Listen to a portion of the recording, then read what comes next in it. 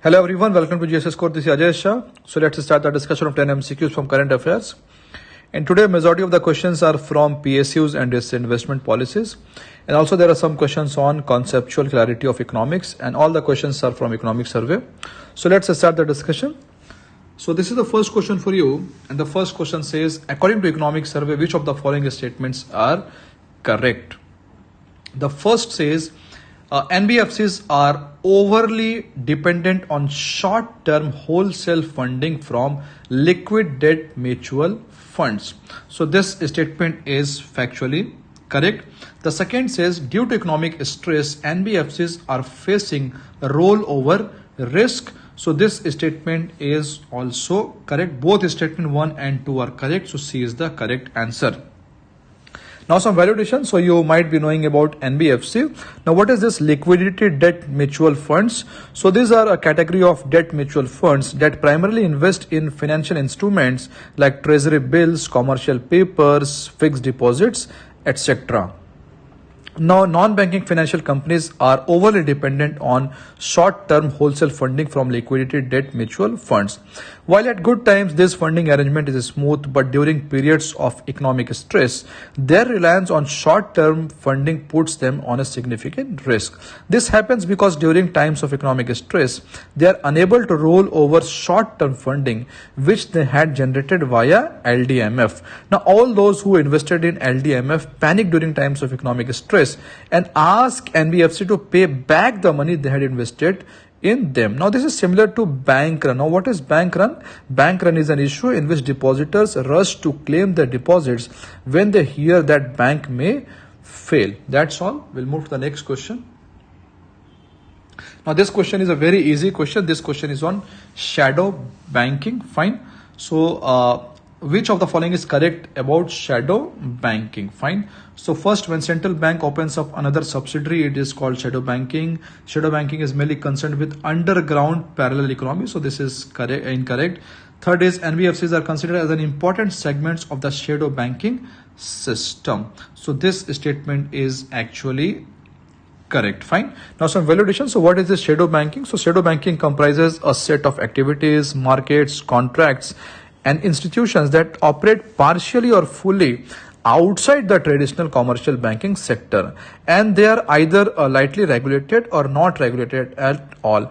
A shadow banking system can be composed of a single entity that intermediates between end suppliers and end users of funds, or it could involve multiple entities forming a chain. Now NBFCs are considered as an important segment of the shadow banking system in India. That's all. Again, this question, let us see the questions. So according to economic survey, which of the statements are correct? Fine. The first statement says a refinance occurs when there is a revision in the interest rate payment schedule and terms of the previous credit system. So this statement is correct. The second says NBFCs typically borrow money from the banks or sell commercial papers to the mutual funds to raise money. This statement is also correct. Both 1 and 2 are correct. Now what is this refinance? So refinance occurs when an individual or business revises the interest rate payment schedule and terms of the previous credit agreements. Now why this was in news?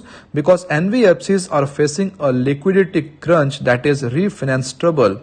In other words, they do not have money to lend or are facing enormous difficulty in raising the funds. Now, NBFC typically borrow money from the banks or sell commercial papers to mutual funds to raise money. When NBFC do not have the money to lend, they reduces the credit flow to the economy, and that hits the growth and causes many borrowers to default on loans. That's all. Now, this question is a very direct question. So the question says, who led the comprehensive guidelines on capital restructuring of central public sector enterprises? So there are four options: Department of Economic Affairs, then DIPM, then Niti Aayog, then SEBI. So correct answer is Department of Investment and Public Asset Management, that is DIPM. Now some validation. So Department of Investment and Public Asset Management, DIPM, has laid down a comprehensive guidelines on capital restructure of central public sector enterprises in 2016 by addressing various aspects such as payment of dividend, buyback of shares, issues of bonus shares, and splitting of shares. Now, why this was in news? Because the Department of Disinvestment was one of the departments under the Ministry of Finance, and it was renamed as Department of Investment and Public Asset Management, that is DIPAM, in 2016, since 2016. Now, some of the important mandate of the departments are like all matters relating to management of central government investment in equity, then all matters related to sale of central government equity. If we draw the crux, then Department of Investment and Public Asset Management under the Ministry of Finance has been made the nodal department for a strategic stake sale in the public sector enterprises. Till now, PSUs for a strategic sale were identified by Niti Aayog, but from now DIPAM and Niti Aayog will jointly identify the PSUs for a strategic disinvestment. That's all. This question is a little bigger question. So I will just read the question, and this is self-explanatory. So it says Economic Survey of 2019-20 has mentioned about difference methodology for privatization and wealth creation. With reference to this methodology, which of the following statements is correct? Fine. So the first says the methodology is used to assess the impact of strategic disinvestment privatization on performance of select CPSEs before and after privatization. So this statement is correct.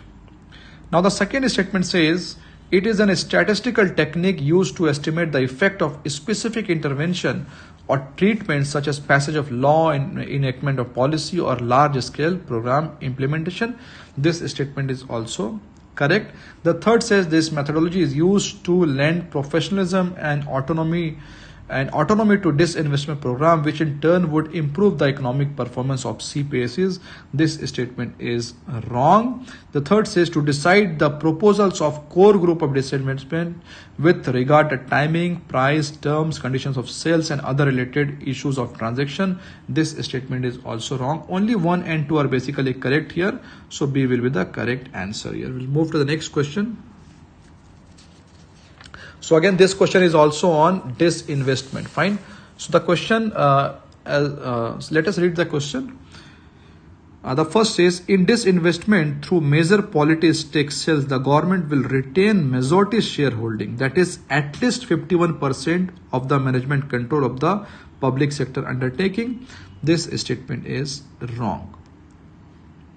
The second says, in disinvestment through minority stake sale, the government will retain minority shareholding, that is less than 51%. This statement is also wrong. The third says, in complete privatization, 100% control of the company is passed to a buyer. Only this statement is correct, that is option number C is the correct answer. Now some validation. So if you talk about the disinvestment, then basically there are 3 different approaches to disinvestment. The first is minority disinvestment. In minority disinvestment, it is that disinvestment in which at the end of it the government retains a minority stake in the company, typically greater than 51%, thus ensuring complete management control. Now if we talk about majority disinvestment, then in majority disinvestment, the government post disinvestment retains a minority stake in the country, that is it sells off majority stake. And the third, we have complete privatization, and in this majority disinvestment where 100% control of the company is passed to the buyer. That's all. Now question number 7 is about investment is crucial for economic development. Which of the following measures can foster investment in the economy? So the first is tightening of FDI reforms. So by common sense you can say that tightening of FDI reforms will not foster investment. So first statement is definitely wrong. Now the second says containing inflation. So obviously when we contain inflation, it will bring investment. The third is cutting corporate tax rates, obviously. So 2 and 3 are only correct. Option number C is correct. Fine. So recently the government has taken a lot of initiatives to foster investment in the company, and some of the steps are relaxation of FDI norms, then cutting corporate taxes, then containing inflation, then accelerating infrastructure creation, then improving ease of doing business, and at last reformation of taxation system. That's all. Now this question is again a purely factual question. We have done this question in one of the question previously. So difference in difference model is a type of statistical economic model, environmental impact assessment, cost benefit analysis, or a banking stress analysis model. So the correct answer is option number A, that is a statistical and economical model. Now what is this difference in difference model? So the economic survey uses this DID model, which is an econometric technique that attempts to mimic an experimental research design by studying the differential effect of a quasi-experiment such as GDP methodology change. That's all. Now this question is a very easy question. Investment catalyzes the economy into virtuous cycle. Which of the following is correct regarding this? Fine. So the first says investment increases labor productivity. Of course, it will increase the labor productivity. Second, investment improves productive capacity of the capital. This is also correct. The third is investment generates employment. Obviously, this is correct. So all the statement 1 and 2 and 3 are correct. So Economic Survey of India has laid out the role of investment and especially the private investment. And as per the Economic Survey of India, investment leads to driving demand, then creating capacity, increment of labor productivity, then introduction of new technology, then allowing the creative destruction, and at last generation of employment. That's all. So this is the last question for you on PM ASHA. Fine. So the first statement says oil seeds are not covered under its price deficiency payment sub scheme. So this is wrong because oil seeds have been covered. The second statement says direct payment of difference between MSP and the selling price is made to pre-registered farmers selling his produce in the notified market yard through transparent auction process. This statement is correct. So only 2 is the correct answer. Now some validation. So Pradhan Mantri Annadata Aay Sanrakshan Abhiyan, that is PM ASHA, has been launched in 2018 and it covers 3 sub-schemes, that is price support scheme, then price deficiency payment scheme, and then third pilot of private procurement and stockist schemes. Now under PSS, physical procurement of pulses, oilseeds, copra is done by central nodal agencies with the proactive role of state governments. Now PDPS covers all oilseeds for which MSP is notified. And under this, direct payment of the differences between MSP and the selling model price is made to the pre-registered farmers selling his produce in the notified market through a transparent auction process. So that's all for today. I hope you liked the class. Please like and subscribe our channel for more such videos. Thank you very much. Thank you.